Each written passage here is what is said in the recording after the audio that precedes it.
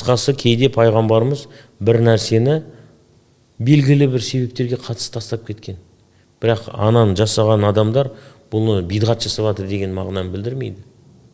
Тәрк пайғамбарымыздың бір нәрсені тастап кетуі міндетті түрде ол нәрсенің харам немесе жаман бір нәрсе екендігін көрсетпейді.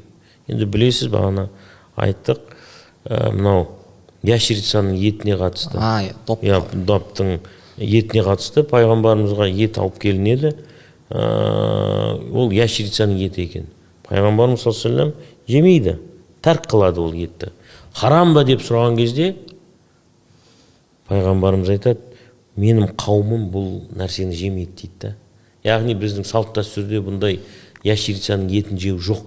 Мен оны харам қылмаймын, бірақ мен оны жемеймін дейді. Көрдіңіз бе? Кейбір нәрселерді пайғамбарымыз осындай себептермен салт дәстүрге қатысты істемеген.